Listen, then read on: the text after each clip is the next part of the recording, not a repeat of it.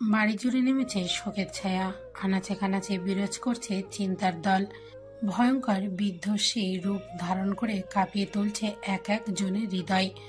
স্থির শান্ত বাড়িটা মুহূর্তেই অশান্ত করে তুলেছে একটা দুঃসংবাদ, সন্তানের সম্মুখে বিপদ। এই অবস্থায় কি কোনো বাবা মা ঠিক থাকতে পারে? একদম পারে না। মারুফ সাহেব আর দিলারা বেগমও ঠিক নেই। মেয়ে অপহরণ হওয়ার খবর শোনার পর থেকেই বিচলিত হয়ে পায়চারি করছে মারুফ সাহেব। কিছুতেই শান্তি পাচ্ছে না। সোফায় এক কোণে বসে আঁচলে মুখ চেপে কাঁদছে দিলারা বেগম। নিঃশব্দে চোখের জল বিসর্জন দিচ্ছেন। একই অবস্থা কামরুল সাহেবেরও। নাতির চিন্তায় বৃদ্ধ নিজেও অসুস্থ বোধ করছে। এক হাতে লাঠি ধরে চুপচাপ বসে আছেন। কিছুক্ষণ পর প্রাপ্তি ঘর থেকে বেরিয়ে আসেন ডক্টর জাহিদ। তার সাথে বেরিয়ে আসেন দিদার সাহেব। সুপ্তির চিন্তায় প্রাপ্তির অবস্থাও নাজেহাল হয়ে যায়। বাড়ি এসে শরীরের অবশিষ্ট শক্তিও ফুরিয়ে আসে আপনজনদের সান্নিধ্য পেয়ে। হামলে পড়ে মায়ের বুকে, চিৎকার করে কান্না শুরু করে দেয়। কান্নার দাপটে মুখ থেকে কথাই বের হচ্ছিল না। এক পর্যায়ে জ্ঞান হারিয়ে মায়ের বুকে ঢলে পড়ে। আকস্মিক প্রাপ্তির এই করুণ অবস্থা দেখে চিন্তায় পড়ে যায় সবাই। কনস্টেবল রহিম তখন সবাইকে সবটা খুলে বলে। এক মেয়ে জ্ঞান হারিয়ে অচেতন অবস্থায় পড়ে আছে, আরেক মেয়ে কিছু অসাধ্য লোকের হাতে বন্দী হয়ে গেছে। সবগুলো ঘটনা বাড়ির প্রতিটি সদস্যের উপর বিরূপ প্রভাব ফেলে। দিশেহারা হয়ে পড়েন মারুফ সাহেব। তখন বুদ্ধি করে দিলারা বেগম তার বড় ভাই দিদার সাহেবকে ফোন করে সবটা জানান। ঘটনাটা শুনে দিদার সাহেব তৎক্ষণাৎ চলে আসেন। ডক্টরকেও তিনি সাথে করে নিয়ে আসেন।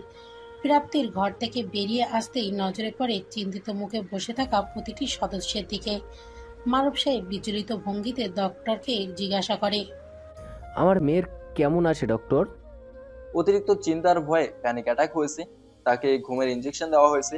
লম্বা রেস্টের প্রয়োজন, তবে খেয়াল রাখবেন ঘুম ভাঙার পর আবার যেন উত্তেজিত না হয়ে ওঠে, তাহলে খারাপ কিছু ঘটতে পারে। আমি কিছু ওষুধ লিখে দিয়েছি, এগুলো দেবেন আপাতত। আশা করি এতেই সব ঠিক হয়ে যাবে। কথাগুলো মারুফ সাহেবকে বুঝিয়ে বলে তার হাতে প্রেসক্রিপশন ধরিয়ে দেন ডক্টর। তারপর দিদার সাহেবের সাথে টুকটাক কথা বলে চলে যান সেখান থেকে। ডক্টর যেতেই দিদার সাহেব তাকান কনস্টেবল রহিমের দিকে। সে এক কোণে চুপচাপ দাঁড়িয়ে আছে। অর্পণের নির্দেশেই সে এখানে আছে। যাওয়ার অনুমতি পায়নি এখনো। রহিমের দিকে এক পলক তাকিয়ে এগিয়ে আসেন দিদার সাহেব। রহিমের মুখোমুখি দাঁড়িয়ে বলেন, সুপ্তিকে খুঁজতে পুলিশ ফোর্স গেছে। জি স্যার, অর্পণ স্যার নিজের দায়িত্ব নিয়েছেন। প্রাপ্তি ম্যামকে আমার সাথে পাঠিয়ে বেরিয়ে পড়েছেন। মাথা নিচু করে গটগট করে জবাব দেয় রহিম। অর্পণ দায়িত্ব নিয়েছে শুনে কিছুটা স্বস্তি অনুভব করে দিদার সাহেব। অর্পণের ওপর তার অগাধ বিশ্বাস। ধীর পায়ে এগিয়ে এসে বোনের পাশে বসেন। আদরের ভঙ্গিতে মাথায় হাত বুলিয়ে দেন। ছোট্ট বোনটাকে তিনি নিজের সন্তানের মতো করে মানুষ করেছেন। কখনো কোনো দুঃখ বোনের আশপাশে ঘেঁষতে দেননি। তবে আজ তার বোনকে দুঃখ ছুঁয়ে দিল। বুকটা হাহাকার করে ওঠে দিদার সাহেবের। বোনের মাথায় আলতো করে হাত বুলিয়ে দিয়ে বলে, আগে তো ভাই ছাড়া কিছু বুঝতি না, এখন ভাইয়ের কথা মনেই পড়ে না, তাই না? এত কিছু হয়ে গেল আর তোরা আমাকে কিচ্ছু জানাসনি। এই দিয়ে দুবার হামলা হলো বাড়ির মেয়েদের ওপর, অথচ আমি আজ জানতে পারলাম। বহু কষ্টে কান্না থামায় দিলারা বেগম। ভাইয়ের হাত চেপে ধরে অপরাধী কণ্ঠে বলে, তুমি দেশে ছিলে না, তাই তাই কিছু জানানি। তোমার থেকে কিছু লুকানো আমার উদ্দেশ্য ছিল না, বিশ্বাস করো। দীর্ঘশ্বাস ছাড়েন দিদার সাহেব। সবার দিকে তাকিয়ে আশ্বস্ত সুরে বলে, চিন্তা করো না কেউ, অর্পণের উপর আমার অগাধ বিশ্বাস আছে। ছেলেটার ব্যক্তিত্ব আমার বড্ড প্রিয়।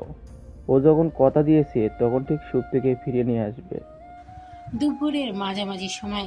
ঘড়ির কাঁটা 12টা ঘর পেরিয়ে একের ঘর ছুঁই ছুঁই। ভ্যাপসা গরমে অতিষ্ঠ পরিবেশ। সূর্য তার পূর্ণ শক্তিতে উত্তাপ ছড়াতে ব্যস্ত। মায় হচ্ছে না কারোর জন্য। নিজের করা উত্তাপে পৃথিবী পুড়িয়ে দিতে চাইছে যেন। ভার্সিটির সামনে একটা রেস্টুরেন্টে রিসেপশনে বসে আছে অর্পণ। ঘামে ভিজে ইউনিফর্ম গায়ের সাথে হাসতে পিষ্টে লেপ্টে আছে। রেস্টুরেন্টটা বেশ নামি দামি হওয়ায় ভেতর বাহিরে মিলে বেশ কয়েকটা সিসি ক্যামেরা আছে। রিসেপশনের মনিটরে সকাল 11টার সিসিটিভি ফুটেজ চেক করছে অর্পণ। সেখানে দেখতে পাই প্রাপ্তি গেটের কাছে দাঁড়িয়ে আছে। আর শক্তি রিকশার জন্য রাস্তার কাছে এগিয়ে এসেছে। আকস্মিক একটা কালো গাড়ি এসে শক্তিকে উঠিয়ে নিয়ে যায়। গাড়িটা মনিটরে ধরা দিতেই সাথে সাথে ভিডিও পজ করে দেয় অর্পণ। গাড়ির নম্বর নোট করে সাথে সাথে ফোন লাগায় কোথাও। রিসিভ হতেই গম্ভীর কণ্ঠে বলে, একটা গাড়ির নাম্বার পাঠাচ্ছি। গাড়ির মালিক কে, আর আজ সকাল 11টায় গাড়িটা কোথায় কোথায় গেছে, কোন কোন সিগন্যাল পার করেছে, সমস্ত ডিটেলস চাই আমার। হাতে সময় নেই, যা করার দ্রুত করো, যত লোক লাগে লাগাও, কুইক। কথাগুলো বলে কল কেটে দেয় অর্পণ। পরপর আরো একটা নাম্বারে ফোন লাগায়। রিসিভ হতেই পূর্বের ন্যায় একই ভঙ্গিতে বলে, নাম্বার পাঠাচ্ছি একটা, ইমিডিয়েটলি নাম্বারটা লোকেশন আমার চাই, আপাতত কোনো প্রশ্ন নয়। এক নিঃশ্বাসে কথাটা বলেই ফোনটা কেটে দেয় অর্পণ। কান থেকে ফোন নামিয়ে একটা নাম্বারে গাড়ির নাম্বার আর অন্য নাম্বারে শক্তির মোবাইল নাম্বার পাঠিয়ে দেয়। কাজ শেষ করে মাথা চেপে ধরে চেয়ারে গা এলিয়ে বসে অর্পণ। গরমে মাথাটা প্রচন্ড ব্যথা করছে, তার সাথে মাথায় ঘুরছে প্রাপ্তির চিন্তা। রহিম একবার ফোন করে জানিয়েছে প্রাপ্তির উত্তেজনায় প্যানিক অ্যাটাক করেছে, জ্ঞানহীন অবস্থায় পড়ে আছে ঘরে। কথাটা শুনতেই বুকটা মোচড় দিয়ে ওঠে অর্পণের। তখন থেকে বুকটা জ্বলছে, কিছুতেই শান্তি পাচ্ছে না। সুপ্তিকে সুস্থ অবস্থায় না পেলে প্রাপ্তির সামনে দাঁড়াবে কিভাবে অর্পণ? চিন্তায় দম বন্ধ হয়ে আসছে অর্পণের। তার চাকরির জীবনে সে অনেক কঠিন কঠিন কেস সলভ করেছে, জীবনের ঝুঁকি নিয়ে অনেক বিপদের সম্মুখীন হয়েছে, কখনো ভয় পায়নি বা হতাশ হয়নি। তাহলে আজ এত ভয় কাজ করছে কেন? সেটা কি প্রাপ্তির মুখোমুখি হতে হবে বলে? মিনিট 10 যেতেই অর্পণের ফোন সশব্দে বেজে ওঠে। ফোনটা অর্পণ হাতেই রেখেছিল। বেজে উঠতে রিসিভ করে অর্পণ। ওপর থেকে শোনা যায় কারোর ব্যস্ত কণ্ঠের আওয়াজ। স্যার, গাড়িটা রাবেয়া নামক কোনো একজন ভদ্রমহিলার। গাড়িটা ভার্সিটির রোড থেকে বেরিয়ে মতিঝিল পর্যন্ত এসেছে, তারপর আর কোনো সিগন্যালে গাড়িটা দেখা যায়নি। এর মানে মতিঝিলের মধ্যেই কোথাও থেমেছে। কথাগুলো চুপচাপ শুনে নিঃশব্দে ফোন কেটে দেয় অর্পণ। পরপর আবার ফোন বেজে ওঠে অর্পণের। অঙ্কন ফোন করেছে। ফোনটা রিসিভ করতেই ওপাশ থেকে অঙ্কনের ব্যস্ত কণ্ঠ শোনা যায়। নাম্বারটা মতিঝিলের কোথায় শো করেছে, কিন্তু তুমি এই খবর দিয়ে কি করবে ভাই? আর এটা তো সুপ্তির নাম্বার। সুপ্তিকে কেউ কিডন্যাপ করেছে। কথাটা শুনতেই চমকে ওঠে অঙ্কন। নিজের কানকেও যেন বিশ্বাস করতে পারছে না। বুকের ভেতর হাতড়ি পেটাচ্ছে। বিস্ময় কণ্ঠে বলে, কি বলছো ভাই? কখন, কিভাবে? আমি কি আসবো? মানে কোনো সাহায্য লাগবে?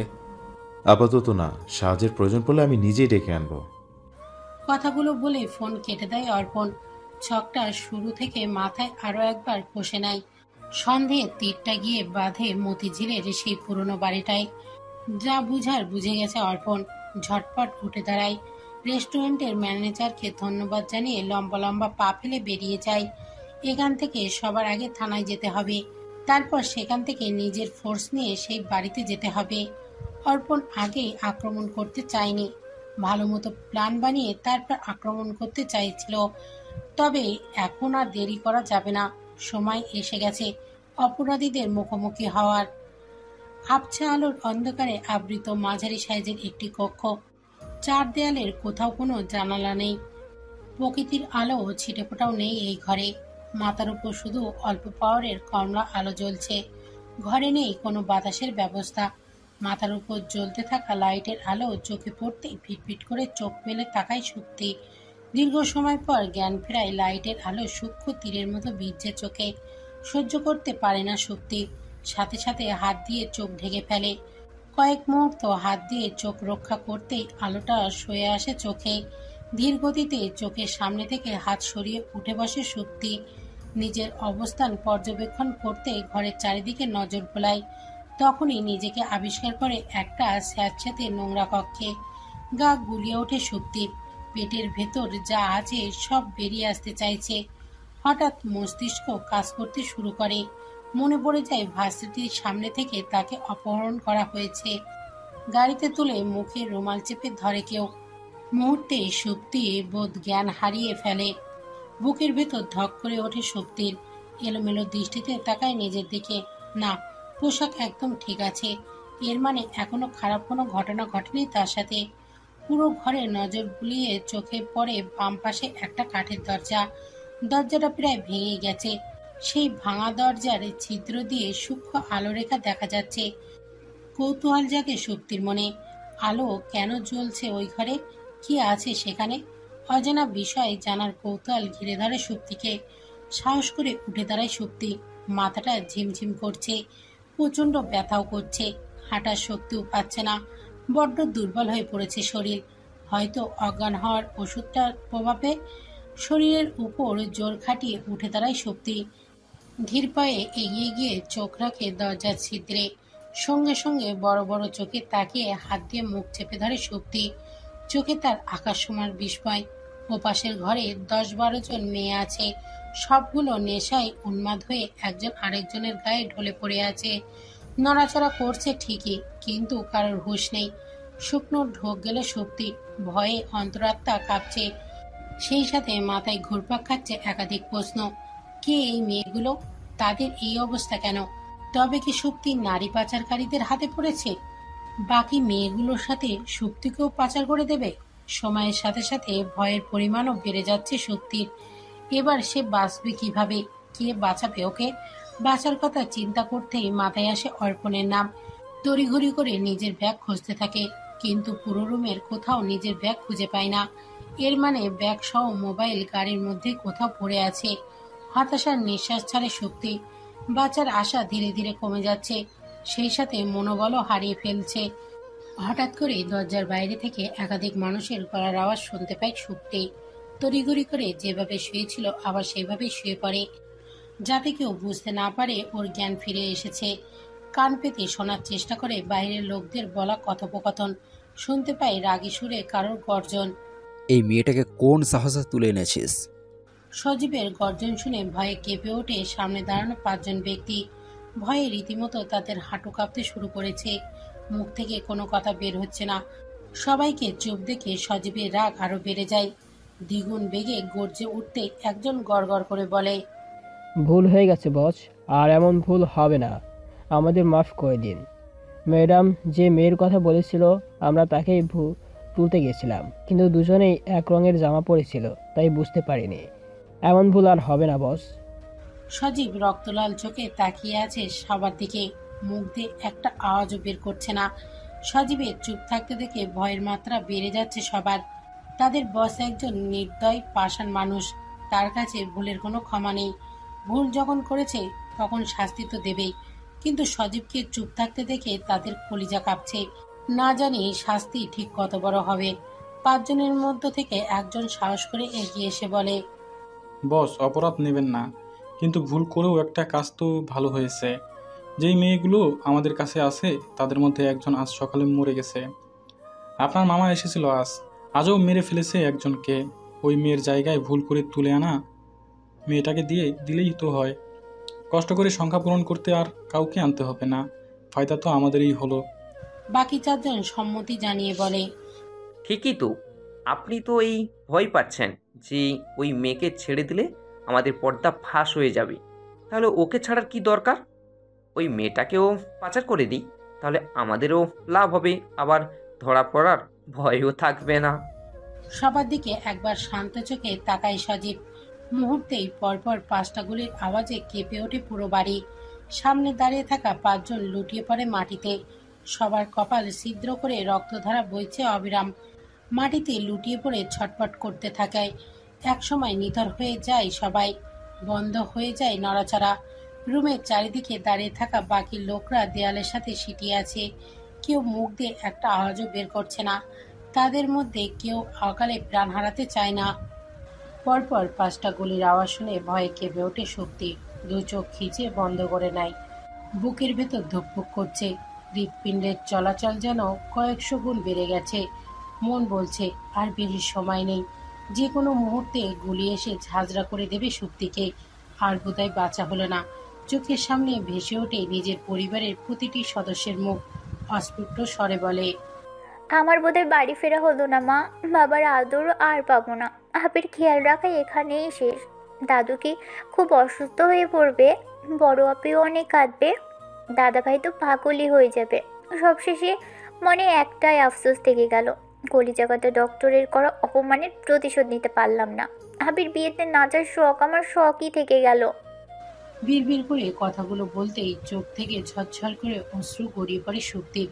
শরীরের সব শক্তি ফুরিয়ে গেছে, বাঁচার আশা হারিয়ে ফেলেছে।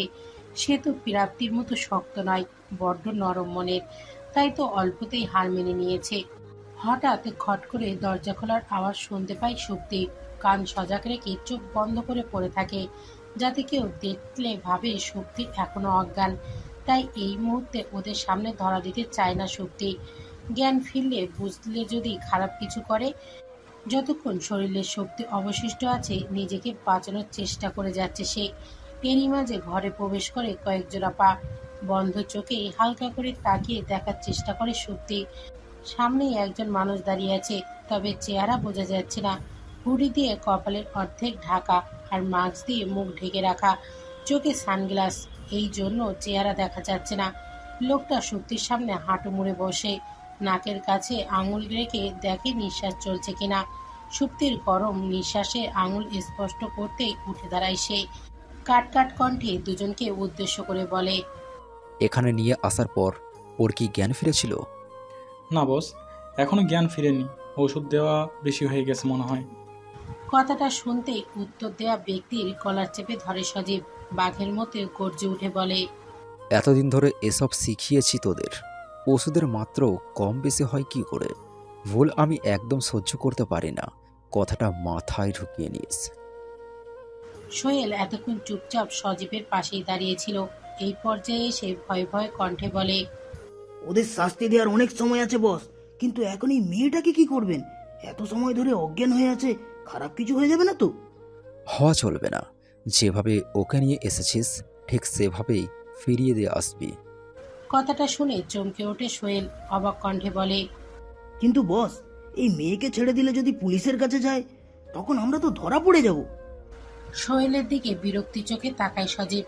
রাগের মাথায় রক টকবক করছে। এদের বিস্তারিত বোঝাতে গিয়ে রাগটা আরো বেড়ে যাচ্ছে। হাত মুষ্টিবদ্ধ করে দাঁতে দাঁত চেপে সজীব বলে, ওকে যখন তুলে আনা হয়েছে তখন সবার মুখে মাস্ক ছিল, সুতরাং তখন কারো চেহারাও দেখেনি। এখানে আসার পর জ্ঞান ফেরেনি, মানে এই জায়গা সম্পর্কেও ওর স্মৃতিতে কিছু থাকবে না। তাহলে পুলিশকে বলবে কার কথা? এখন সবই কি আমাকে বুঝিয়ে দিতে হবে? মাথা নত করে দাঁড়িয়ে থাকে সবাই। কেউ আর কোনো কথা বলার সাহস পায় না। শক্তির দিকে এক পলক তাকিয়ে বাইরের দিকে হাঁটা দেয় সজীব।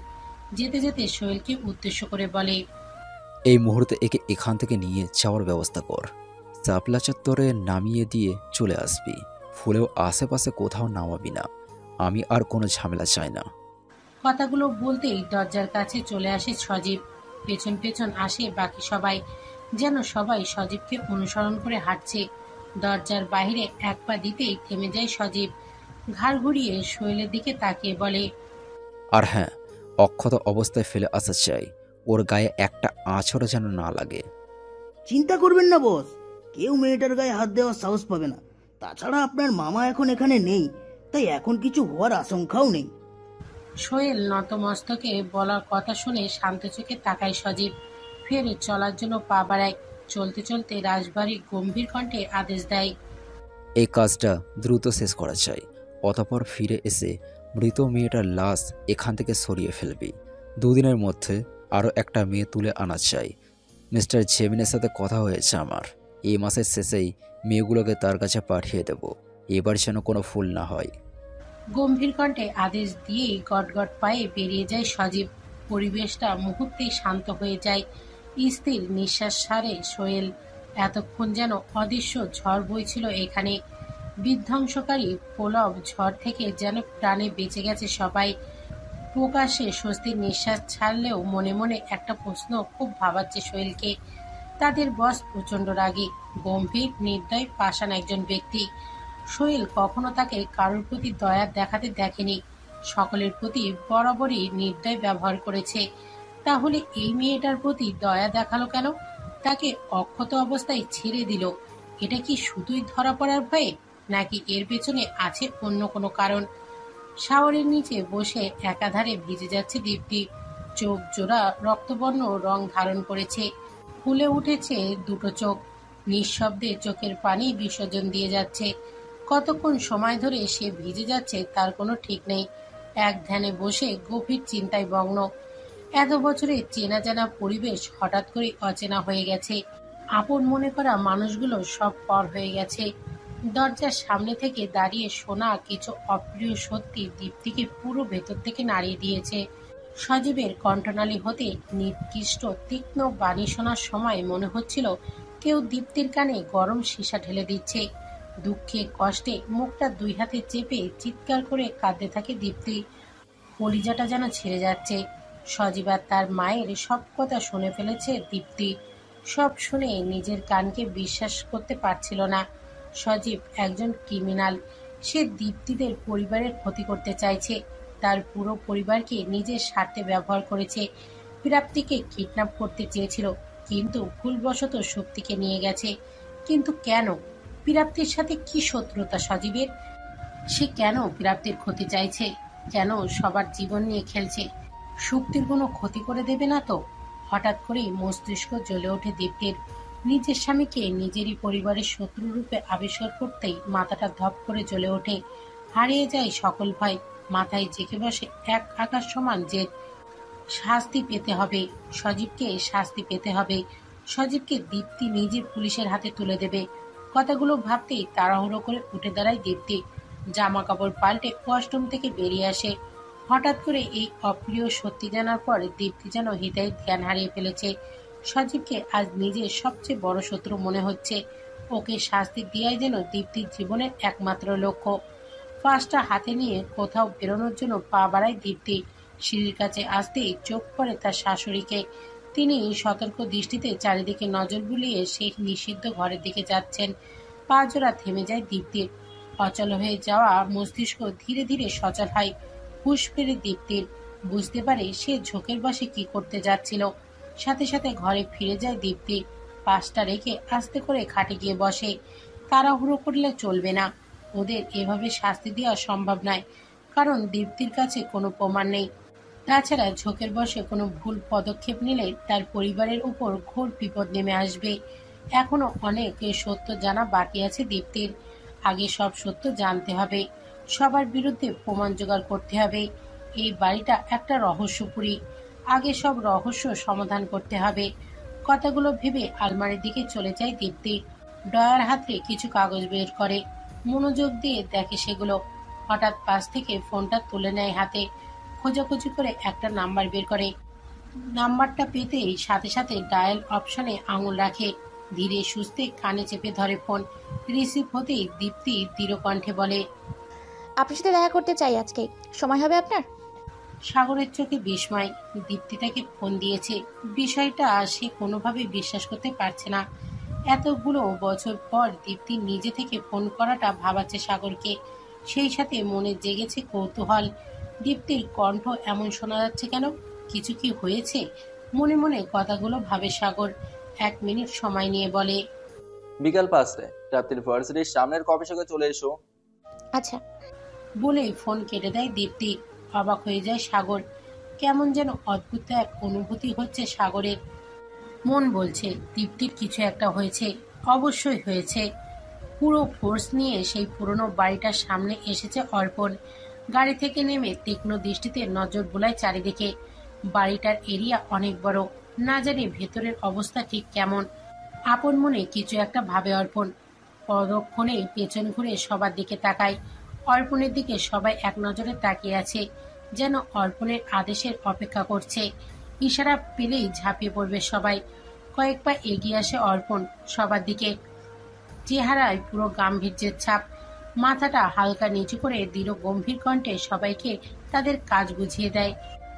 অর্পণের নির্দেশ পেতেই সবাই যে যার জায়গায় গিয়ে পজিশন নিয়ে নেয়, যেন আক্রমণ করতে প্রস্তুত। হঠাৎ করেই পেছন থেকে কোনো গাড়ির আওয়াজ শুনতে পায় অর্পণ। ঘাড় ঘুরিয়ে দেখে একটা কালো রঙের গাড়ি যাচ্ছে। গাড়ির নেম প্লেটে চোখ পড়তেই চোখ মুখ শক্ত হয়ে যায় অর্পণের। এটা সেই গাড়িটা যেটাতে করে সুপ্তিকে অপহরণ করা হয়েছে। অর্পণের সন্দেহ এবার দৃঢ় বিশ্বাসে পরিণত হয়। হঠাৎ অর্পণের চোখ পড়ে পেছনের সিটে বসে ছটফট করতে থাকা একটা মেয়েকে। হাত দিয়ে পেছনের কাছে আঘাত করছে। চেহারাটা হালকা দেখতেই চিনে ফেলে অর্পণ। এটা আর কেউ নাই, স্বয়ং শক্তি। তড়িৎ গতিতে নিজের গাড়িতে উঠে বসে অর্পণ, সাথে সাথে বাকিরাও গাড়িতে উঠে পড়েছে। মিনিটের ব্যবধানে বিষয়টা সবাই ধরতে পেরেছে। ড্রাইভিং সিটে বসে গাড়ি স্টার্ট দেয় অর্পণ, সর্বোচ্চ গতিতে গাড়ি টান দেয়। ওরা নিশ্চয়ই সুপ্তিকে অন্য কোথাও সরিয়ে ফেলতে চাইছে, তার আগে গাড়িটা ধরতে হবে। এদিকে গাড়ির মধ্যে হাত পা অনবরত ছোড়াছুড়ি করছে সুপ্তি। গেট দিয়ে গাড়ি বের হওয়ার সময় সে অর্পণকে দেখে ফেলেছে, তাতেই যেন দেহে প্রাণ ফিরে পায়। সূক্ষ্ম একটা আশার আলো জেগে ওঠে সুপ্তির মনে। এই জন্যই ইচ্ছে করে ছোটাছুটি চেঁচামেচি শুরু করেছে, যাতে অর্পণ তাকে দেখতে পায়। এতে সফল হয় সুপ্তি। সুপ্তিকে ছোটাছুটি করতে দেখে পাশের দুজন চেপে ধরে সুপ্তির হাত, তবুও থামাতে পারছে না। পরিচিত মুখ দেখে সুপ্তির শক্তি যেন দ্বিগুণ বেড়ে গেছে। সে সমান তালে হাত পা ছোড়াছুড়ি করতে করতে বলে, কে তোমরা? আমাকে কোথায় নিয়ে যাচ্ছ? ছেড়ে দাও বলছি, আমি কিন্তু চেঁচাবো, কামড়ে দিব কিন্তু। বলেই গলা ফাটিয়ে চিৎকার করতে থাকে। ধস্তাধস্তির এক পর্যায়ে পাশের একজন সুপ্তির মুখে রুমাল চেপে ধরে। মুহূর্তেই জ্ঞান হারিয়ে স্থির হয়ে যায় সুপ্তি। স্বস্তির নিঃশ্বাস ছাড়ে লোকগুলো।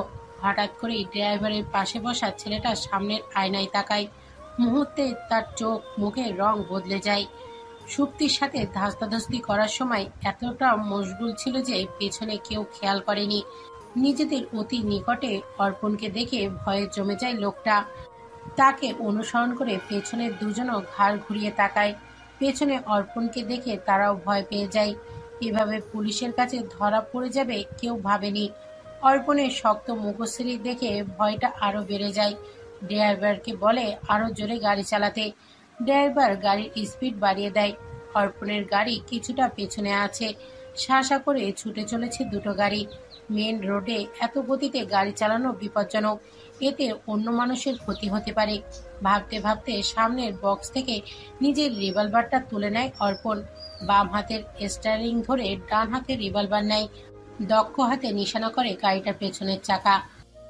ট্রিগার চাপতে বিকট শব্দে চাকা বাস্ট হয়ে যায়। বেসামাল হয়ে পড়ে গাড়িটা। চলার গতি কমে যায়। বাঁদিকে বেঁকে একটা গাছের সাথে ধাক্কা লাগে। থেমে যায় চলতে থাকা গাড়ি। মুহূর্তেই সবাই সুপ্তিকে রেখে যার যার মতো নেমে পালানোর চেষ্টা করে। অর্পণের সাথে আসা পুলিশ ফোর্স পিছু ছোটে তাদের। মিনিটের ব্যবধানে ধরেও ফেলে। অর্পণ বড় বড় কদম ফেলে এগিয়ে যায় গাড়িটার দিকে। গাড়ির পেছনের সিটে অচেতন হয়ে পড়েছিল সুপ্তি। সাথে সাথে অর্পণ সুপ্তিকে কোলে তুলে নেয়।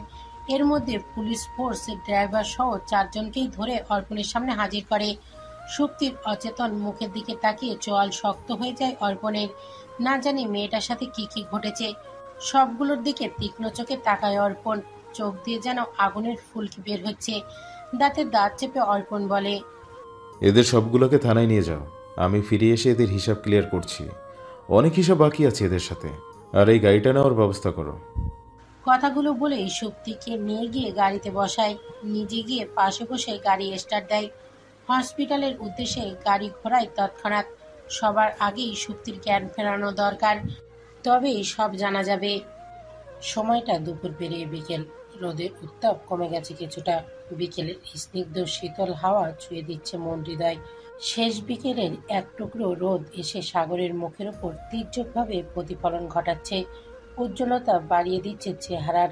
যেন শত মানুষের ভিড়ে প্রকৃতি নির্দিষ্ট একজন মানুষকে লক্ষ্য করে হাসছে। তার সৌন্দর্যের বর্ণনা দিচ্ছে চুপিসারে। সেই অপার্থিব সৌন্দর্যের দিকে এক ধ্যানে চেয়ে আছে দীপ্তি। চোখ সরাতে পারছে না। পুরনো ক্ষতটা আবার নতুন করে নাড়াচাড়া দিয়ে উঠেছে। সেই সাথে বেড়েছে হৃদয়ের ব্যাকুলতা। নির্বাক চোখ দুটো শোনাচ্ছে একটা না পাওয়া গল্প, ব্যর্থতার গল্প। সে কি শুনতে পাচ্ছে সেই গল্প? বুঝতে পারছে সামনে বসে থাকা মানুষটার ব্যাকুলতা? উপলব্ধি করতে পারছে মেয়েটার হৃদয়ের জর্জরিত ব্যথা? হয়তো না। তাই তো নিশ্চুপ নির্বিকার হাতে ফাইলের দিকে মনোযোগ দিয়ে তাকিয়ে আছে। সামনের মানুষটার প্রতি তার বিন্দুমাত্র আগ্রহ নেই। মনে মনে কথাগুলো ভেবেই দীর্ঘশ্বাস ছাড়ে দীপ্তি। এটা তার নিজের কর্মফল, মুক্ত করতেই হবে। ভাগ্যের এই নির্মম পরিস্থিতি সে নিজের হাতে ডেকে এনেছে। বরং সাগর যে এত কিছুর পরও তার সাথে দেখা করতে এসেছে সেটাই অনেক। ভাবনার মাঝে দীপ্তির মাথায় আরো একটা ভাবনা বাসা বাঁধে। তাদের বিচ্ছেদের তো 9 বছর হয়ে গেছে। 9টা বছর অল্প সময় নয়। বেশ লম্বা সময় অতিক্রম করে আজ সামনাসামনি বসেছে দুজন। এই দীর্ঘ সময়ের মাঝে দীপ্তির মতো সাগরের জীবনেও হয়তো পরিবর্তন এসেছে। সে নিশ্চয়ই বিয়ে করেছে, বাচ্চা হয়েছে নিশ্চয়। কেমন দেখতে সাগরের বউ? সুন্দরী কি? দীপ্তির চেয়েও সুন্দরী? আর বাচ্চা? সে কার মতো দেখতে হয়েছে? সাগরের মতো নাকি তার বউয়ের মতো? প্রশ্নগুলো মন মস্তিষ্কে জেগে বসেছে দীপ্তির। উত্তর জানার জন্য হাঁসফাঁস করছে। কিভাবে জানবে উত্তরগুলো? হঠাৎ ওয়েটারের কথায় ভাবনা থেকে বেরিয়ে আসে দীপ্তি। সহসা তাকায় সেদিকে। সাগরও ফাইল থেকে দৃষ্টি সরিয়ে সামনে তাকিয়েছে। ওয়েটার নিজের হাতে ট্রে থেকে দুটো কফি, দুটো বার্গার আর দুটো পাস্তা নামিয়ে রাখে। হেসে প্রশ্ন করে, আর কিছু লাগবে স্যার ম্যাম? আর কিছু লাগবে না। গম্ভীর কণ্ঠে কথাটা বলে পকেট থেকে কিছু টাকা বের করে এগিয়ে দেয় সাগর। ওয়েটার বকশিস নিয়ে হাসি মুখে প্রস্থান করে। কফির কাপটা হাতে নিয়ে ফের ফাইলে চোখ রাখে সাগর। এদিকে দীপ্তি হাঁসফাঁস করছে। প্রশ্নগুলো তার মন মস্তিষ্ক চিবিয়ে চিবিয়ে খাচ্ছে। উত্তর না পাওয়া পর্যন্ত শান্তি পাচ্ছে না। এলোমেলো দৃষ্টিতে তাকে ক্ষীণ কণ্ঠে দীপ্তি বলে, কিছু প্রশ্ন করি? ছোট্ট করে উত্তর দেয় সাগর। দীপ্তি যেন সাহস পায়। কিছুটা এগিয়ে এসে ধীর কণ্ঠে বলে, আপনার বইয়ের বিষয়ে তো কিছু বললেন না, দেখা করাবেন না তার সাথে? প্রাপ্তির মেডিকেল ফাইলগুলো দেখতে দেখতে মাত্রই কপি কাপে চুমুক দিয়েছিল সাগর।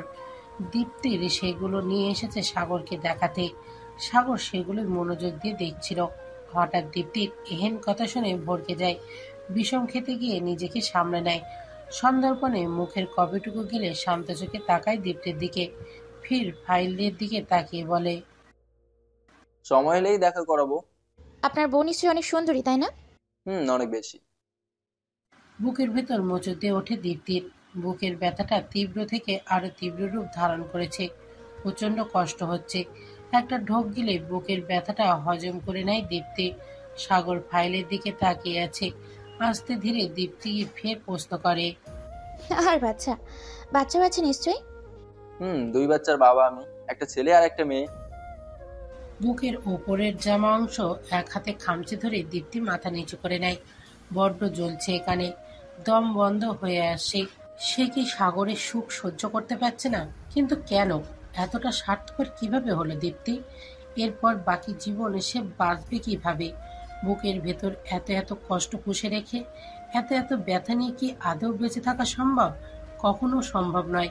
হাতের ফাইলটা টেবিলের ওপর সন্দর্পণে রাখে সাগর। তাকিয়ে দেখে দীপ্তি এখনো কিছুই মুখে তোলেনি। পাস্তার প্লেটটা ধীরে দীপ্তির দিকে ঠেলে দেয় সাগর। ঠান্ডা কণ্ঠে বলে, প্রথমে তুমি কিছু খেয়ে নাও। চোখ মুখ শুকিয়ে গেছে তোমার। প্রাপ্তিকে নিয়ে চিন্তা করো না, রিপোর্টগুলো আমি নিয়ে যাচ্ছি। সবটা ক্লিয়ার হয়ে তোমাকে জানাবো। এইটুকু বলেই চুপ হয়ে যায় সাগর। কয়েক পাল নীরবতা পালন করে ধীর কণ্ঠে বলে, নিজের খেয়াল রেখো, নিজেকে সুস্থ রাখো। তুমি নিজেই যদি অসুস্থ হয়ে পড়ো তাহলে প্রাপ্তির দেখাশোনা করবে কিভাবে? ওকে সুস্থ করে তুলতে আগে তোমার সুস্থ থাকতে হবে। কোনো প্রতিউত্তর দেয় না দীপ্তি। নির্বিশেষ তাকিয়ে থাকে সাগরের দিকে। বয়স বাড়ার সাথে সাথে সাগরের চেহারার মাধুর্য যেন আরো বেড়ে গেছে। সত্যি কি বেড়ে গেছে, নাকি সবটাই দীপ্তির কল্পনা? ভালো লাগা আর ভালোবাসা মাত্র। হসপিটালে ছোট্ট বেডে জ্ঞানহীন অবস্থায় শুয়ে আছে সুপ্তি। তার পাশেই একটা ছোট্ট টুলে বসে আছে অর্পণ। ফোনে কারোর সাথে কথা বলছে। সুপ্তির অপর পাশে টান টান হয়ে দাঁড়িয়ে আছে অঙ্কন। এক দৃষ্টিতে তাকিয়ে আছে সুপ্তির দিকে। সুপ্তির ফেলা ধীর গতি নিঃশ্বাসের গণনা করছে যেন। চোখ মুখ দেখে বোঝা যাচ্ছে না তার ভেতরের অবস্থা। নীরব নির্বিকার হয়ে ঠায় দাঁড়িয়ে আছে। কোনো নড়াচড়া নেই। ধীরে ধীরে চোখ মেলে তাকায় সুপ্তি। চোখ খুলেই উপরের দিকে এক ধ্যানে তাকিয়ে থাকে। চমকে ওঠে অঙ্কন। অস্ফুট স্বরে ডাকে, ভাই। কান থেকে ফোন নামায় অর্পণ। কিছুটা এগিয়ে এসে বসে। সুপ্তি হতবাক হয়ে শুয়ে আছে। কোথায় আছে, কি করছে কিছুই বুঝতে পারছে না। মস্তিষ্ক যেন অচল হয়ে গেছে। এরপর ধীরে ধীরে মনে পড়ে পূর্বের সব ঘটনা। আচম্বিত উঠে বসে পড়ে সুপ্তি। ভয়ে থরথর করে কাঁপতে শুরু করে।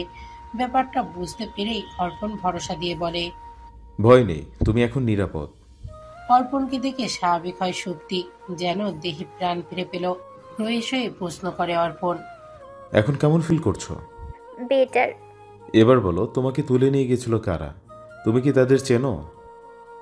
কাউকে চিনি না, কারোর মুখই তো দেখতে পারিনি, সবার মুখে মাস্ক পরেছিল। একটু থামে অর্পণ, সুপ্তির দিকে শান্ত চোখে তাকিয়ে বলে, এরা কি তোমার সাথে খারাপ কিছু করেছে বা কোনো প্রকার আঘাত? মাথা নাড়িয়ে ফেলে সুপ্তি। ডানে বামে মাথা নাড়িয়ে না বোঝায় অর্পণ ফের প্রশ্ন করে, কাউকেই দেখেনি বা কোনো কথা? তোমার সাথে তাদের কি শত্রুতা?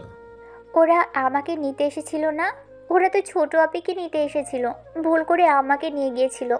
জ্ঞান ফেরার পরেও আমি অজ্ঞান হওয়ার অভিনয় করেছিলাম, তখন ওদের কথাগুলো শুনে ফেলি। সুপ্তির কথা শুনে ভুরু কুঁচকে ফেলে অর্পণ। প্রাপ্তিকে কিডন্যাপ করতে এসেছিল শুনে কিছুটা বিচলিত হয়ে পড়ে, তবে চেহারায় সেটা প্রকাশ করে না। চেহারা শক্ত করে গম্ভীর কণ্ঠে বলে, আর কিছু শুনেছ?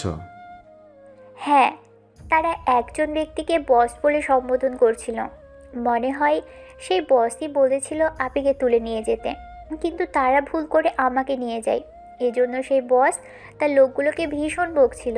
তারপর বেশ কয়েকটা গুলির আওয়াজও শুনি, ভয় পেয়ে গেছিলাম খুব।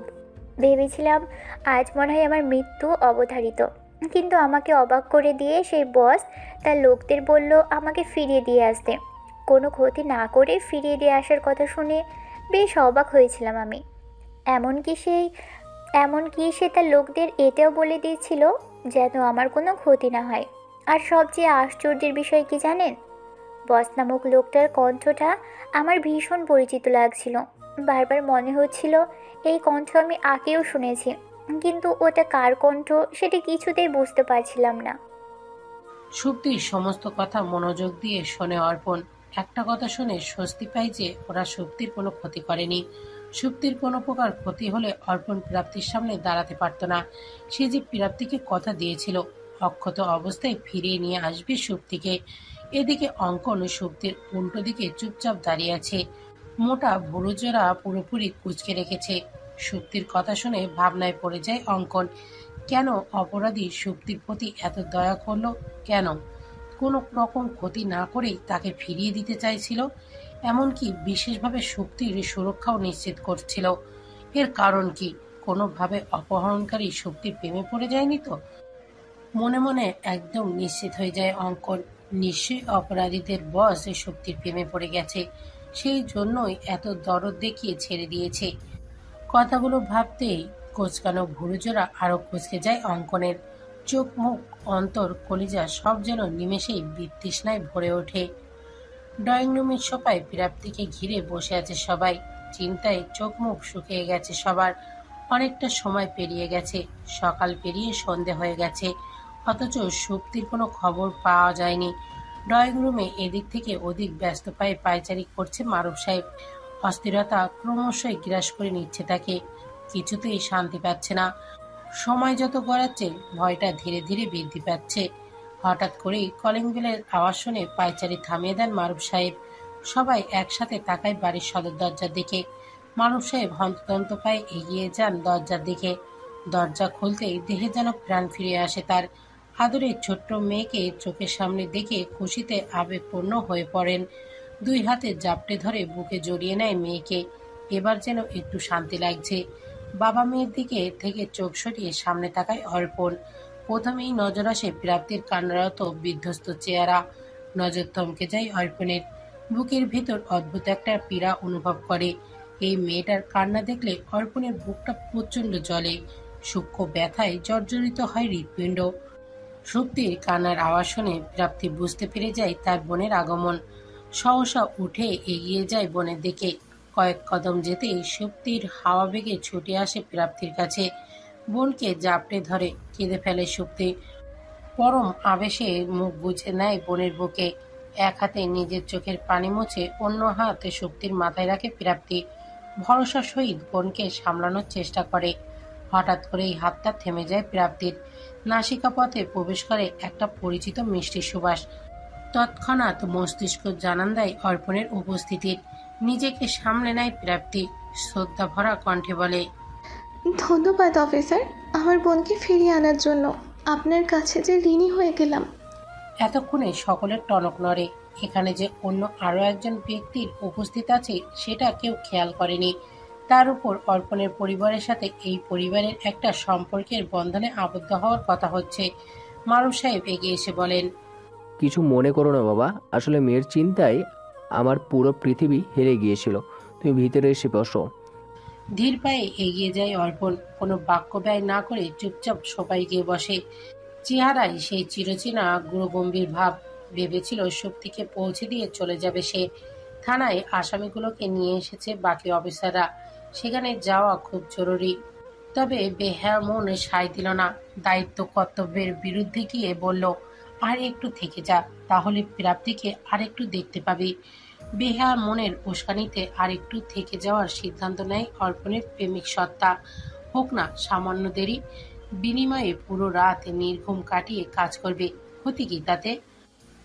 ঘড়িতে রাত এখন 11টা। একটু আগে বাসায় ফিরেছে সজীব। এসেই ওয়াশরুমে চলে গেছে। লম্বা একটা শাওয়ার নিয়ে তারপর বের হয় সে। আজকাল মাথাটা স্বাভাবিকের তুলনায় একটু বেশি গরম থাকে। লোকগুলোর কাজের ভুল, বড় একটা ডিল ক্যান্সেলের, তার মায়ের আগ বাড়িয়ে করা কিছু বোকামি, সব মিলিয়ে নিজের মেজাজ ঠিক রাখতে হিমশিম খাচ্ছে সজীব। সামনে একটা বড় অর্ডার পাওয়ার কথা। মেয়েগুলোকে যার হাতে তুলে দিতে যাচ্ছে তিনি উপহার স্বরূপ চেয়ে নিয়েছে 12 জন মেয়ে। মেয়েগুলোকে তার হাতে তুলে দিলে তবেই সে ডিলটা কনফার্ম করবে। তাই মেয়েগুলোকে ঠিকমতো পৌঁছে দেওয়া বিশেষ দরকার। এই ডিলটা ক্যান্সেল হয়ে গেলে সজীবের বিশাল বড় একটা লসের সম্মুখীন হবে। এই ঘাটতি কাটিয়ে ওঠা কঠিন হয়ে পড়বে তার জন্য। তাই যে করেই হোক এবার সব কাজ ঠিকঠাক মতোই করতে হবে, কোনো ভুল হওয়া চলবে না। হাতে আর মাত্র কিছুদিন বাকি। শাওয়ারের নিচে দাঁড়িয়ে মাথায় পুরো ছকটা কষে নেয় সজীব। কিভাবে কি করবে সব পরিকল্পনা করা শেষ, এখন শুধু বাস্তবায়ন করা বাকি। কাঁধে টাওয়াল ঝুলিয়ে হাত দিয়ে মাথা ঝাড়তে ঝাড়তে বেরিয়ে আসে সজীব। বেরিয়ে সবার আগেই চোখ যায় দীপ্তির দিকে। সে খাবার নিয়ে সবাই বসে আছে। সেদিক থেকে চোখ সরিয়ে সজীব বলে, খেয়ে এসেছি আমি, এগুলো নিয়ে যাও। কিন্তু তোমার জন্য আমি না খেয়ে অপেক্ষা করছিলাম। মিথ্যা বলে দীপ্তি। সবই সজীবের মন রাখতে অভিনয়। সজীবের মুখে শক্তির অপহরণ করার কথা শুনে প্রথমে স্থির হয়ে উঠেছিল দীপ্তি। বিবেক বুদ্ধি কার্যকারিতা কমে গিয়েছিল, কিন্তু পরক্ষণেই নিজেকে সামলে নিয়েছে দীপ্তি। সে বুঝে গেছে তাড়াহুড়ো করলে চলবে না। এখনো অনেক প্রশ্নের উত্তর জানা বাকি, প্রমাণ জোগাড় করা বাকি। তার জন্য সজীবের কাছে থেকে ওর গতিবিধির উপর লক্ষ্য রাখতে হবে। ওকে বুঝতে দেওয়া চলবে না যে দীপ্তি সত্যিটা জেনে গেছে। দীপ্তি দেখতে চাই সজীব আর কি অপরাধ করবে। মনে মনে কথাগুলো ভেবে নিজেকে স্বাভাবিক করে নেয় দীপ্তি। করুণ চোখে তাকায় সজীবের দিকে, যেন সজীবের খেয়ে বাড়ি আসার জন্য সে ভীষণ কষ্ট পেয়েছে। সজীবের দিকে করুণ দৃষ্টিতে তাকিয়ে আছে দীপ্তি। এখনই কেঁদে দেবে ভাব। দীপ্তির করুণ মুখশ্রী সজীবের ভেতরটা নাড়িয়ে দেয়। বুকের বা পাশে একটা সূক্ষ্ম ব্যথা অনুভব করে, যেন তার পুরো দুনিয়ায় কেঁপে উঠেছে। শান্ত চোখে তাকাই দীপ্তির দিকে। কয়েক মুহূর্তের জন্য নিজেকে ভুলে যায়। হাতের টাওয়ালটা চেয়ারের ওপর রেখে দীপ্তির পাশে এসে বসে। খাবারের প্লেটটা হাতে তুলে নিয়ে এক লোকমা ভাত মেখে দীপ্তির মুখের সামনে ধরে। ঠান্ডা কণ্ঠে বলে, আর কখনো এভাবে না খেয়ে থাকবে না। আমার বাড়ি ফেরার কোনো নির্দিষ্ট সময় নেই, কাজের চাপ বেড়ে গেছে। আমার জন্য অপেক্ষা না করে সময় মতো খেয়ে নেবে, মনে থাকবে। ধীর গতিতে ওপর নিচে মাথা নাড়ায় দীপ্তি। অনিচ্ছা থাকা সত্ত্বেও সজীবের হাতে খেতে থাকে। খাবারের লোকমা মুখে দিতেই ভেতরটা বিষিয়ে ওঠে দীপ্তির, যেন খাবার নয় বিষ খাচ্ছে। তিক্ততায় ভরে ওঠে তার দেহ মন সহ পুরো সত্তা। ভরা পেটে কি আর কোনো কিছু রুচি সমেত খাওয়া যায়? অরুচিতে পেট গুলিয়ে আছে দীপ্তির। খাওয়া থেকে বাঁচতে ইনিয়ে বিনিয়ে বলে, সুপ্তিকে কেউ অপহরণ করে নিয়ে গেছিল জানো। সহসা হাত থেমে যায় সজীবের। দৃষ্টি হয় এলোমেলো, যেন কোনো কিছু লুকানোর আপ্রাণ চেষ্টা করছে। এলোমেলো দৃষ্টিতে তাকিয়ে বলে, কখন, কিভাবে, এখন সুপ্তি কোথায়? বাড়ি ফিরে এসেছে, আজকেই ঘটনাটা ঘটেছে। আমাকে আগে কেন বলনি? মনটা বিষিয়ে ওঠে দীপ্তির। চোখে মুখে ভর করে একরাশ ঘৃণা। সজীবের এই মিথ্যা, এই নিখুঁত অভিনয় দেখে মনের কোণে এক বিন্দু ভালো লাগা অবশিষ্ট নেই দীপ্তির। সেই সাথে বেশ অবাক হয়, মানুষ এতটা নিখুঁত অভিনয় কিভাবে করতে পারে। ধরা পড়ে না কেন? কিভাবে চলে দুটো রূপ নিয়ে? দুটো রূপ সামলাতে গিয়ে তারা হিমশিম খায় না? ভুল করে বসে না কেন? পাপীরা এতটা ক্ষমতাবান কেন? ভেতরের ঘৃণা তৃষ্ণা ভেতরেই দাপন করে চোখ মুখ স্বাভাবিক করে রাখে দীপ্তি। ধীর কণ্ঠে বলে, তোমার কি কোনো কিছুই শোনার মতো সময় আছে? আজকালকে তুমি মহাব্যস্ত। সজীব আর কোনো উত্তর দেয় না। খাবারের প্লেটটি টেবিলের উপর রেখে সোজা ওয়াশরুমে চলে যায়। সজীবের সামনে থেকে চলে যেতেই তার ছিল হাসে দীপ্তি। ধরা পড়ার ভয়ে মুখ লুকিয়ে পালাচ্ছে কাপুরুষ একটা। কানে ফোন চেপে ধরে কথা বলতে বলতে দোতলা সিঁড়ি বেয়ে নিচে নেমে আসছেন দিদার সাহেব। কথা বলতে ছাদে গিয়েছিলেন তিনি। নিচে নামতেই সুপ্তিকে দেখে পায়ের গতি থেমে যায় তার। স্তব্ধ হয়ে যান কয়েক সেকেন্ডের জন্য। পরক্ষণেই বুঝতে পারেন নিচে আসতে একটু বেশি দেরি করে ফেলেছেন। সোফায় বসে প্রাপ্তির দিকে অপলক দৃষ্টিতে তাকিয়েছিল অর্পণ। হঠাৎ সিঁড়ির দিকে চোখ যেতেই ভুরু কুঁচকে যায়। দিদার সাহেবকে এখানে দেখে অর্পণ আশ্চর্য হয়েছে বেশ। সহসা উঠে দাঁড়িয়ে সেলুট করে সম্মান জানায় দিদার সাহেবকে। চোখে মুখে তার একরাশ কৌতূহল। দিদার সাহেব চোখের ইশারায় কিছু একটা বোঝায় অর্পণকে। এমন সময় শক্তি মাথা তুলে তাকায়। দৌড়ে গিয়ে দিদার সাহেবের পাশে দাঁড়ায়। এক হাতে জড়িয়ে ধরে করুণ কণ্ঠে বলে, ওখানে আরো অনেক মেয়ে ছিল মামা। মেয়েগুলো সব নেশায় বোধ হয়েছিল, হুঁশজ্ঞানী ছিল না কেউ। ওরা নিশ্চয়ই নারী পাচারকারী। মেয়েগুলোকে নিশ্চয়ই বেঁচে দেওয়ার উদ্দেশ্যেই নিয়ে গেছে। ও ও মামা, তুমি তো পুলিশ, বাঁচিয়ে নাও না মেয়েগুলোকে প্লিজ মামা। করুণ স্বরে বায়না করতে থাকে সুপ্তি। দিদার সাহেব আলতো করে সুপ্তির মাথায় হাত বুলিয়ে দেন। অর্পণের দিকে তাকিয়ে চোখ দিয়ে কিছু ইশারা করেন। অর্পণ যেন বুঝে যায় ইশারাটা। বুক টান টান করে দাঁড়িয়ে গম্ভীর কণ্ঠে বলে, মোট 4 জনকে ধরেছি স্যার, বাকিরাও ধরা পড়বে, আপনি নিশ্চিন্ত থাকুন। দিদার সাহেব স্বস্তি পান। আলতো করে সুপ্তিকে এক হাতে জড়িয়ে নিয়ে বলে, সব ঠিক হয়ে যাবে, অর্পণ সব সামলে নেবে। এখন তোমার বিশ্রামের প্রয়োজন মামুনি। তুমি ঘরে গিয়ে বিশ্রাম নাও কেমন? আমি আজ এখানেই আছি। মাথা ওপর নিচ নাড়িয়ে সম্মতি জানায় সুপ্তি। ধীর পায়ে হেঁটে সোজা নিজের ঘরে চলে যায়। সুপ্তি চলে যেতেই উঠে দাঁড়ায় অর্পণ। মারুফ সাহেবকে উদ্দেশ্য করে বলে, এখন আমাকে যেতে হবে আঙ্কেল, অনেক রাত হয়ে গেছে। ঘড়ির দিকে তাকান মারুফ সাহেব। রাত 11টা পার হয়ে গেছে। এর বেশি ছেলেটাকে আটকে রাখা ঠিক হবে না। তাছাড়া রাতে প্রাপ্তি আর অর্পণের বিয়ের বিষয়ে আলোচনা করতে বসবেন মারুফ সাহেব। তাই অর্পণকে আর জোর করলেন না। হাসি মুখে বিদায় জানান। প্রাপ্তির দিকে এক নজর তাকিয়ে বাইরের দিকে পা বাড়ায় অর্পণ। বাইরে মেন গেটে দাঁড়িয়ে লম্বা লম্বা পায়ে গাড়ির কাছে এসে দাঁড়ায়। একটানে গাড়ির দরজা খুলতে পেছন থেকে ভেসে আসে একটা চিকন মিষ্টি সুর। ধন্যবাদ অফিসার, আমার খালি হাত ভরিয়ে দেওয়ার জন্য। আপনি আমাকে শূন্য হাতে ফিরিয়ে দেননি। ঋণী হয়ে গেলাম আপনার কাছে। পিছনে ঘুরে তাকায় অর্পণ। তার থেকে 2-3 হাত দূরে দাঁড়িয়ে আছে প্রাপ্তি। চোখে মুখে কৃতজ্ঞতা বোধ স্পষ্ট ভেসে উঠেছে। আলতো হাসে অর্পণ। উদাসীন কণ্ঠে বলে, তবে আমি তো ন্যায় বিচার পেলাম না। আমি তোমার হাত ভরিয়ে দিলাম, বিনিময় এবারও আমাকে শূন্য হাতে ফিরতে হচ্ছে। তুমি মানুষটা ভারী নিষ্ঠুর। এই নিষ্ঠুরতা আপনার ভালোর জন্যই। এত ভালো তো আমি চাইনি, আমি তো খারাপটাই চেয়েছিলাম। মুখের খেই হারিয়ে ফেলে প্রাপ্তি। কথা বাড়ানোর জন্য কোনো বাক্য খুঁজে পায় না। প্রাপ্তি তর্ক করতে জানে না। তর্কে গেলে সে অল্পতেই হার মেনে নেয়। এটাই তার বৈশিষ্ট্য। হাজার আঘাত করলেও সে নিশ্চুপ থাকে, কোনো প্রতি উত্তর দেয় না। প্রাপ্তিকে চুপ হয়ে যেতে দেখে এক কদম এগিয়ে আসে অর্পণ। মাথাটা হালকা ঝুঁকে প্রাপ্তির মুখোমুখি হয়ে দাঁড়ায়। ক্ষীণ কণ্ঠে ফিসফিস করে বলে, এখনো সময় আছে, ভেবে দেখো মেয়ে, সময় ফুরিয়ে গেলে এই ধামাকা অফারটাও মিস করে ফেলবে। হতভম্ব হয়ে যায় প্রাপ্তি। অর্পণের কথা আর কাজে লাগাম ছাড়া এলোমেলো মনে হচ্ছে। পুলিশেরাও কি এমন লাগামহীন হয় জানা নেই প্রাপ্তির। তবে অর্পণের এমন ফিসফিস কণ্ঠের আওয়াজ প্রাপ্তির অন্তরাত্মা নাড়িয়ে দেয়। এক মুঠো ভালো লাগার শীতল স্পর্শ ছুঁয়ে দেয় প্রাপ্তিকে। শিহরণ জাগে মনে। ভালো লাগার আরো একবার ঘুম থেকে জেগে ওঠে। পুলকিত করে হৃদয়। আলতো হাসে অর্পণ। পকেটে 2 হাত গুজে সোজা হয়ে দাঁড়ায়। দৃষ্টি প্রাপ্তির দিকে রেখেই এক কদম পিছিয়ে যায়। ভরাট কণ্ঠে বলে, বাড়ি যাও এখন, ভাবার জন্য অনেকটা সময় আছে। আমি আবার তোমার মতো নিষ্ঠুর নই, ভরপুর সময় দিলাম। প্রয়োজন ভেদে সময়সীমা আরো বাড়ানো হবে।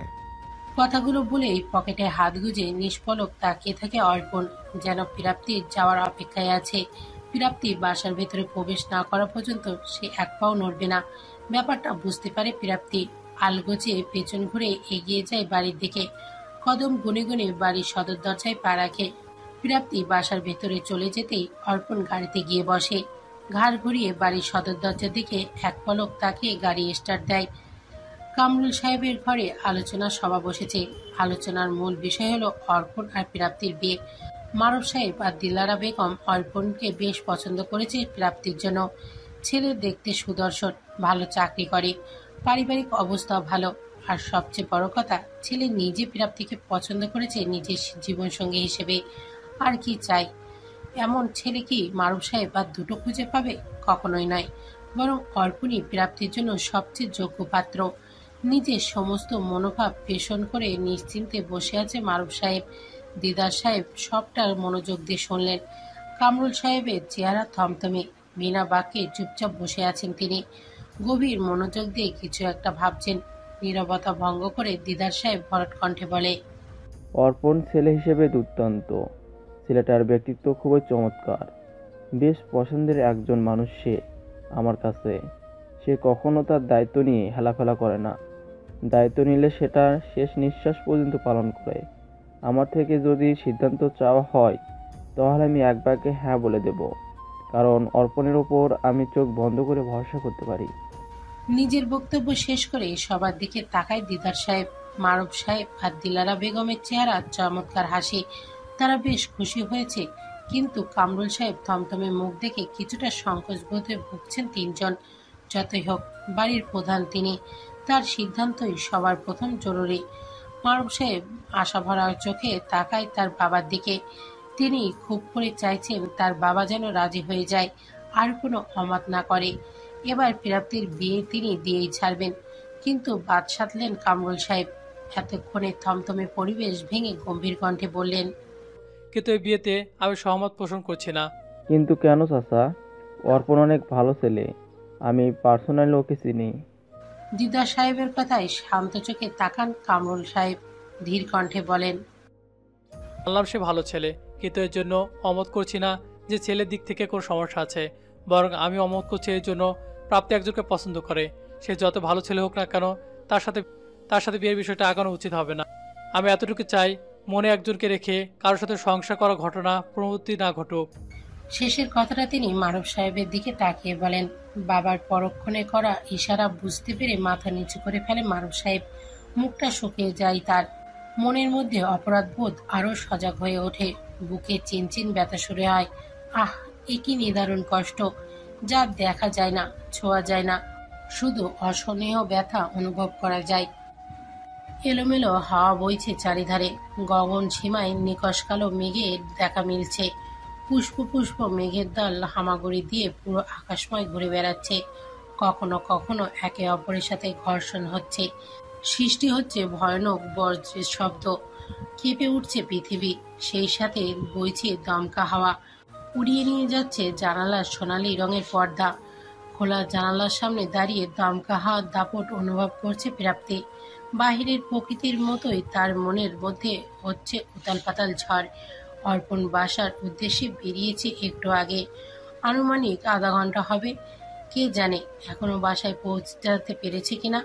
যদি ঝড় বৃষ্টির কবলে পড়ে কি হবে তখন? চিন্তায় মাথা ফেটে যাচ্ছে প্রাপ্তির। এমন গভীর চিন্তার সময় পর্দার দাপাদাপি বেশ বিরক্তি করছে প্রাপ্তিকে। অবলীলায় তারা চোখ মুখ ছুঁয়ে যাচ্ছে। বিরক্তির মাত্রা ধীরে ধীরে আরো বাড়িয়ে দিচ্ছে। অধৈর্য হয়ে দু কদম পিছিয়ে যায় প্রাপ্তি। টেবিল থেকে হাতড়ে ফোনটা হাতে নিয়ে এগিয়ে যায় সুপ্তির কাছে। সুপ্তি কোলবালিশ জড়িয়ে ধরে ঘুমিয়ে আছে। নেশার ওষুধের কারণে চোখের পাতা গাঢ় ঘুম ভর করেছে সুপ্তির। প্রাপ্তি যেন সেদিকের কোনো হেলদোল নেই।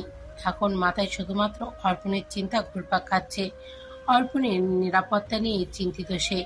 পায়ে পায়ে সুপ্তির কাছে এগিয়ে গিয়ে পাশে বসে। সুপ্তির হাত ধরে ঝাঁকিয়ে বলে, সুপ্তি, এই সুপ্তি, উঠ তো একবার। ঘুমু ঘুমু চোখে কপাল গুজকে তাকায় সুপ্তি। বিরক্তিকর কণ্ঠে বলে, এত রাতে ডাকছো কেন আপি? ঘুমোতে দাও প্লিজ। আমি কি তোকে ঘুমোতে বারণ করেছি? অফিসারের নাম্বারে ডায়াল করে দিয়ে তারপর ঘুমা। আলসেমি ভেঙে উঠে বসে সুপ্তি। পিটপিট করে তাকিয়ে বলে, অফিসার মানে অর্পণ ভাইয়া? সুপ্তি আর কথা বাড়ায় না। কল লিস্ট থেকে অর্পণের নাম্বার বের করে ডায়াল করে ফোনটা প্রাপ্তির হাতে ধরিয়ে দিয়ে আবার কোলপালিশ জড়িয়ে ধরে ঘুমিয়ে পড়ে। ফোনটা কানে চেপে ধরে উঠে দাঁড়ায় প্রাপ্তি। আলগোছে পা বাড়িয়ে জানালার কাছে গিয়ে দাঁড়ায়। বাতাসের ঝাপটায় পানির ফোঁটা চোখে মুখে পড়তেই প্রাপ্তি বুঝতে পারে ইতিমধ্যে গুড়ি গুড়ি বৃষ্টি শুরু হয়েছে। ফোনটা কানে চেপে অধীর আগ্রহে অপেক্ষা করে প্রাপ্তি। দুইবার রিং বাজতেই রিসিভ হয় ফোনটা। ওপাশ থেকে শোনা যায় অর্পণের উদ্বিগ্ন কণ্ঠস্বর। এত রাত্রে ফোন দিলে যে, কিছু কি হয়েছে? এই মাত্রই তো আসলাম। আপনি ঠিকভাবে বাসায় পৌঁছে গেছেন কিনা সেটাই জানতে ফোন দিয়েছি।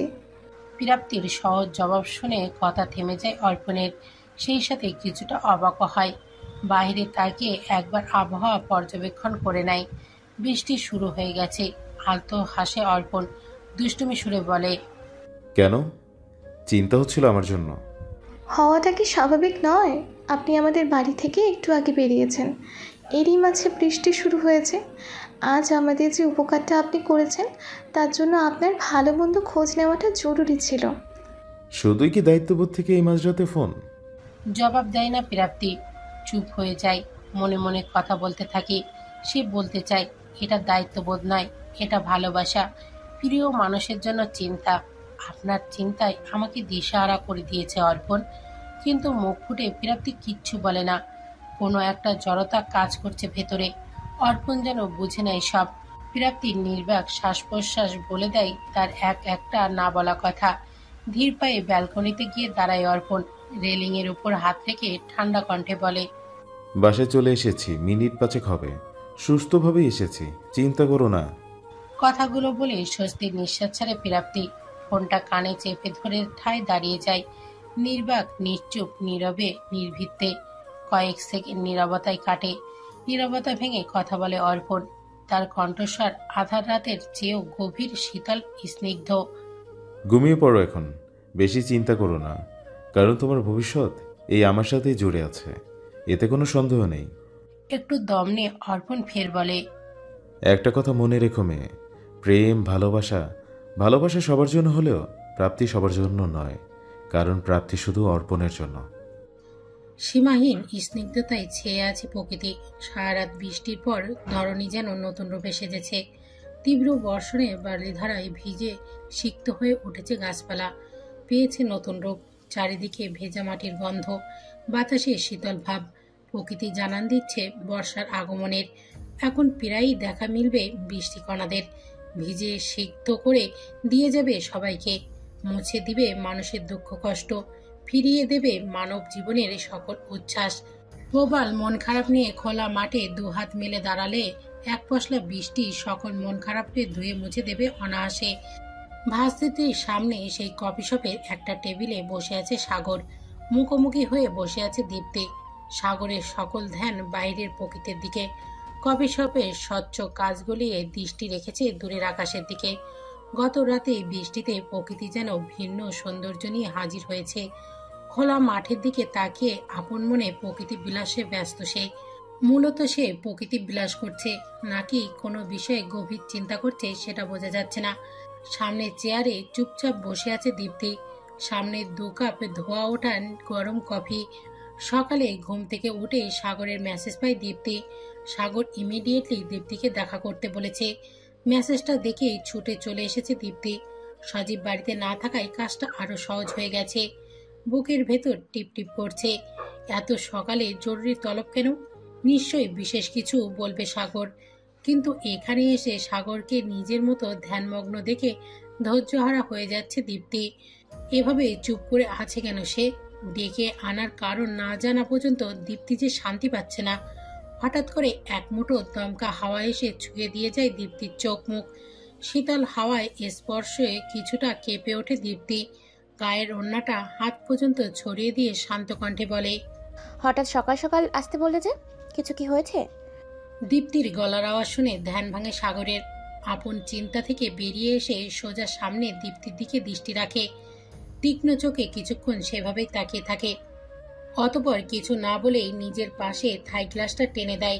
শীতল বাতাসের আগমন থেমে যায়। স্বস্তির নিঃশ্বাস ছাড়ে দীপ্তি। সমস্যা হচ্ছিল বলনি কেন? সাগরের ভরাট কণ্ঠে গম্ভীর আওয়াজ শুনে চোখ তুলে তাকায় দীপ্তি। মুখে জোরপূর্বক হাসি টেনে বলে, সমস্যা হচ্ছিল না? আপনি এত সকালে ডেকেছেন কেন? রাত্রির বিষয়ে কিছু কথা আছে, তবে এই মুহূর্তে বলতে পারবো না, একটু অপেক্ষা করো, অর্পণ আসছে।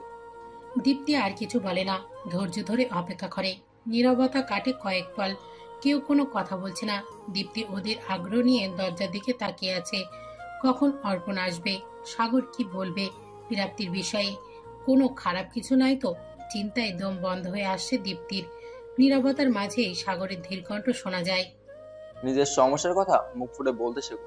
তোমার আশেপাশে থাকা মানুষগুলো জাদুকর নয় যে জাদু দিয়ে তোমার না বলা কথা জেনে যাবে।